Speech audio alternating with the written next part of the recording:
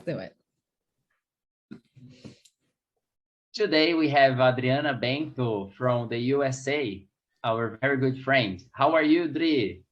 I'm very well. How are you guys doing? Not We're bad. doing fine, yeah. Thank you. So we would like to know more about you, as if we didn't know yet. But we want to know about all your career abroad, how it started, what did you do, and what are you doing at the moment, and maybe about your future plans. Sure. I think everything started when I actually was 18, when I had this passion about English, and I started doing classes back in Brazil. I was doing like private classes, and then eventually I managed to do like a little bit of group classes as well. And then eventually the passion just started like growing and growing. And then I decided to move to the US. I decided to become an au pair, which is like a nanny. So I signed up to this agency, and then I eventually managed to find a perfect family for me. And I moved to Connecticut. And in Connecticut, I stayed like for a year and a half, and I had like the best experience of my life, which was amazing, just, you know, to be looking after kids and learn with them every single day, new words, and learning as well, like how is the American family actually living here. So I had an amazing time. And actually before that, I spent 1 month before in Canada. So that was my second experience, because my first one was in Canada. When I finished my graduation in marketing in Brazil, instead of doing the graduation party, I decided to take like a month off and went to Canada just to get more in touch with, sorry? Clever. So I decided to have like this, just to be more like close to the language and learn a little bit more, because I knew it, that would be very important for my career. And so I went for like a month, and I liked that so much that I decided then later on to do the au pair thing, and which I added a lot into my my career, because after that, after spending a year and a half in the US, in Connecticut, I decided to move to the UK. I was like, you know what, I think I want to keep learning, keep like improving my English. So then this is when I went straight to London to do my, that time it was like English for business. And after that, I did for 6 months. And then later I decided to do my post degree. This is when I actually met Rafa. We were actually studying together, doing our studies together and helping each other, especially like with the language barrier. And I remember Rafa helping me a lot with the English and dissertations. Remember, Rafa, like we were just like spending nights and studying, and it was an amazing time. And I think like having Rafa, like teacher Rafa in my life, helping me a lot, that was like a plus. And vice versa. Superb. So I stayed, I think, in London for 3.5 years, and I was like studying full time, like did my post degree, and I was working as well, because London is a very expensive city to be in. So I decided so many different jobs. Yeah. Oh, I had like a lot. So I had like I think my first job was pret-a-manger. Remember, like I was working there as a cashier. Yeah. I was working part-time. I was working doing like those crazy times, like from 6 o'clock in the morning until midday. You tried to get me a job there, but I wasn't good at making sandwiches. Oh yes, you stay like for a day or two, and they said, I was fired in the first day.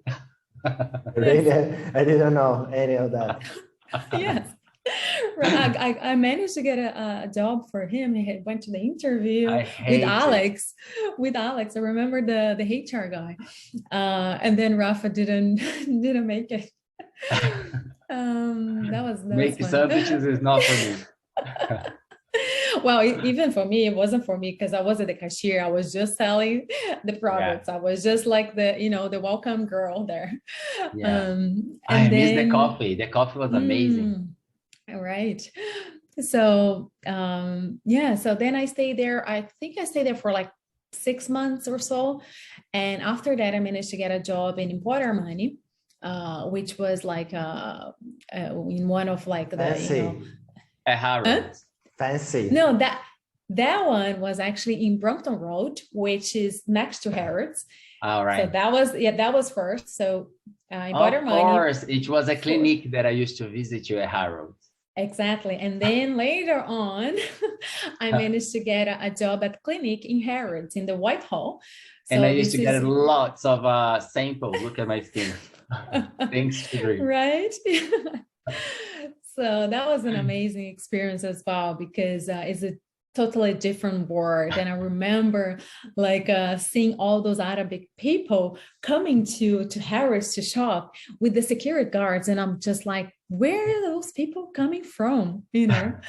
And it was like super fun because they were shopping with me, they were talking to me, and I was selling this specific product that I remember, Exilier, which is a very Arabic kind of like sense.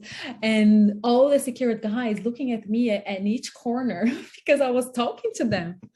It was like a fun experience. It was like an amazing experience.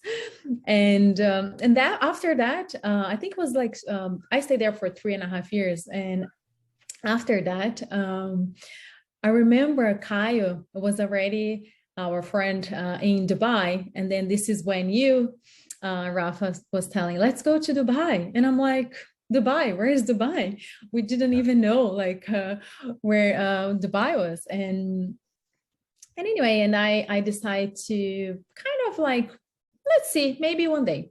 And we met Caio through Thiago, yeah? Such a small world. Exactly. Yes, you're right. I just remind that when you worked at Harrods, I used to pretend I was a client so we could talk while you were working. Remember? Exactly. Yes. So I used to look much fun at the product and so what are we gonna do tonight? Yeah, and then I put you to sitting, and then you're just like experiencing all the products, like all the men section products. Yeah, it was a lot of fun. We were on our 20s, yeah. Yes. Crazy. I was about to ask you that, Dri, before. You mentioned that the first thing that you did was doing an au pair, even before going to Canada. How old were you at that time? Sorry. No, it's okay. I think when I went to Canada, I was 21. And then when I went to... Where did you live in Canada? It was Toronto. Toronto. All right. Yeah. Toronto. Yes. And after that, I think I was 22, 23 when I moved to the US. Yeah. We're very young, how old I am. Yes.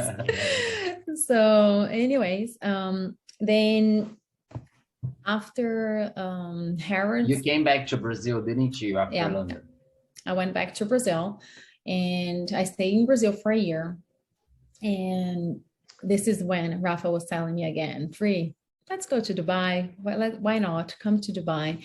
And I was like, I don't think I'm gonna pass the interview. I was a little bit insecure about my English. Really? And yes, and I was like very like, with all that experience you had before, you were still insecure.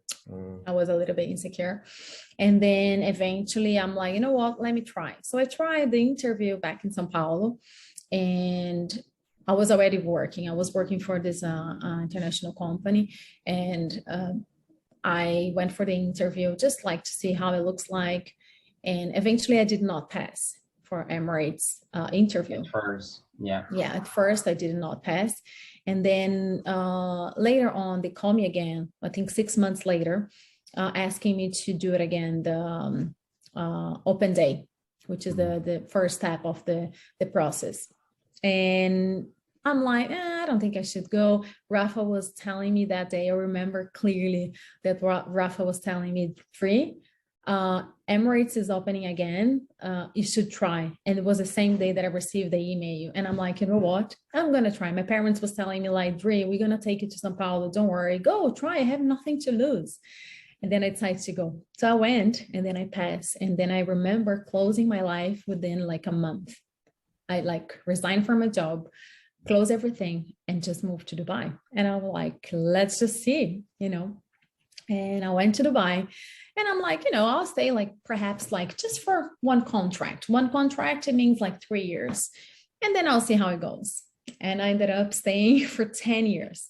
Wow. Yeah. It was like 10 years. Yeah, years. it was like 10 years. And I think I can say that was the best 10 years of my life. It was just Why is like that? amazing. The fact that you are learning every single day the language, like English, because you're working with different nationalities, you're working more than 140 nationalities every single day, different people, different culture, and getting to know places. You're going for a flight, even if it's like a turnaround, you're learning something.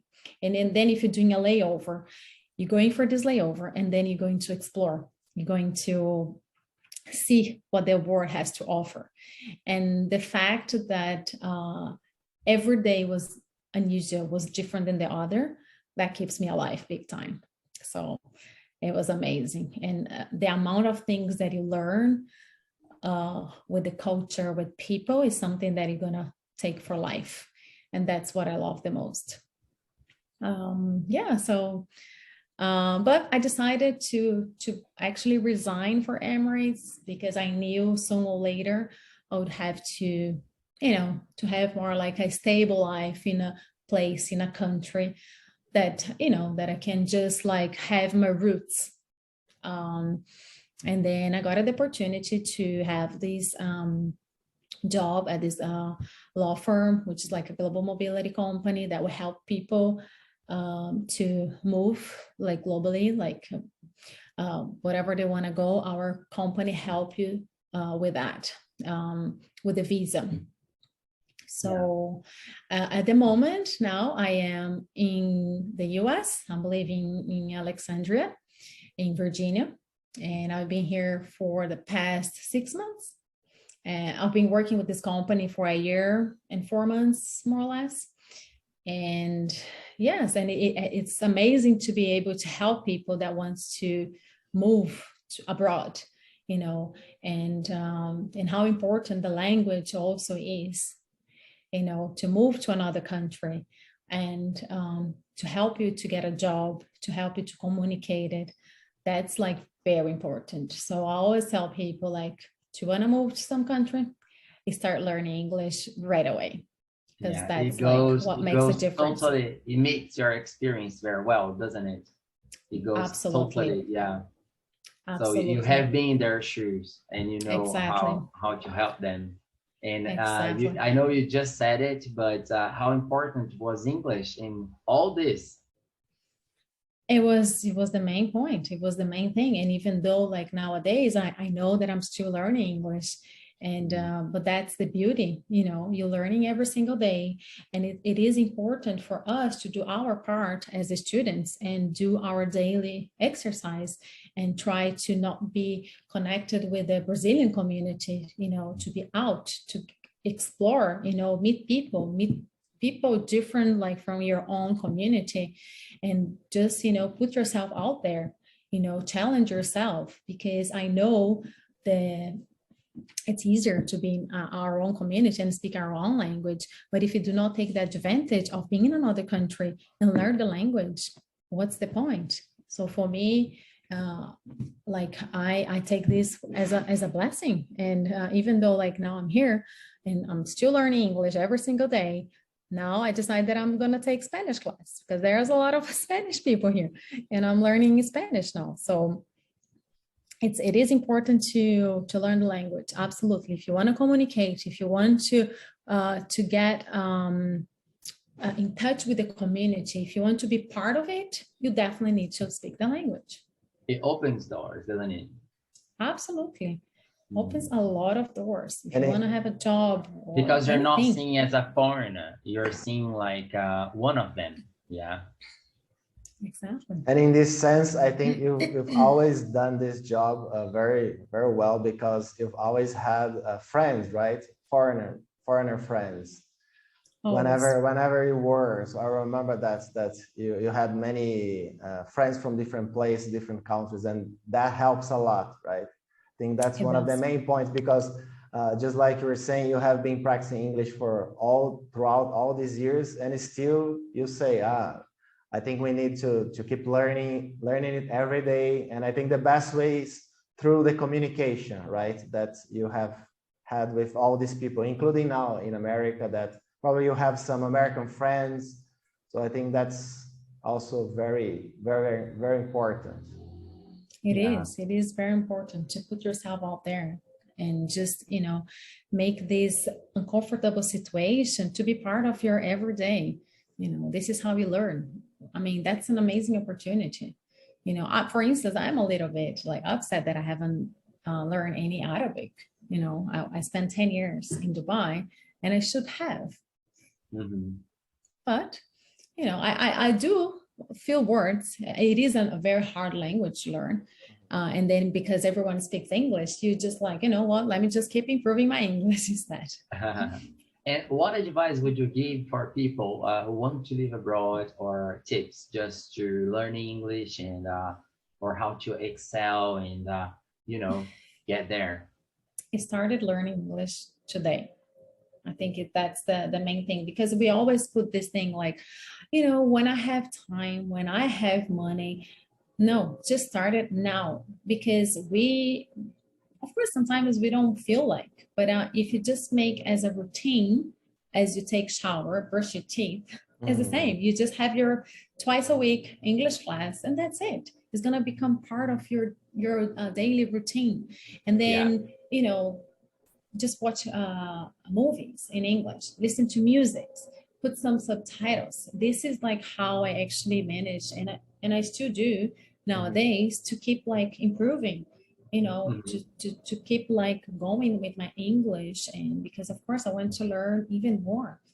Any funny stories about using English and you know, going the wrong way and then like, oh no.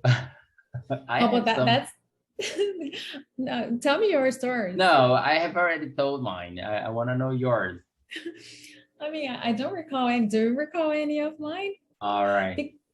Because of course, like I'm not a very oriented kind of person, because I'm like, and then especially like, let's say at the beginning, people say like go left or right. I'm always confused, go to the opposite side, and I still have this thing with the push and pull. I have no idea about push and pull. This is a classic, isn't it? It's a classic one. So explain us the push and pull. Okay, the push and the pull. All right. And then as good Brazilians, we are walking in the English speaking country, and then we see a door, and what do we see written? Push. Pull? Push. And that's the thing. Push. I still don't know. And then what do? We do the opposite. We pull the opposite, because this push is push, right? Exactly. No, push, you have to do like this in the door. Yeah. So that one is a classic. Yeah. That's my daily struggle. Andre, what about your new projects? What have you been? Yes. Well, my new project is just like make all those experiences that I had throughout those years, not only 10 years in Emirates, but also by the time I was living in the UK. So let's put it there, like my 15, 20 years of life living abroad, let's say, that I wanted to help people to, how can I say, just help them to build their routine, the path, like either if they wanted to move abroad, like helping them, let's say if they want to become au pair, or if they want to live abroad, like just to because they are already like someone high skilled, or if someone wants to have like a course, an English course in the UK. And not only that, how to become like a cabin crew, for instance. So that's my new project, to help people with that, like to move abroad. And also, I also want to link to that with my guides to all the cities that I visited, because I've been to 84 countries. And I just want to make like a little like journal, like what to do in certain cities. So helping people like to know where to stay, where to go, what to visit, what to do. Wow, you just have so much to share, and we're very, very happy to have you here today. Finally, it took ages to meet the schedules, but we finally did.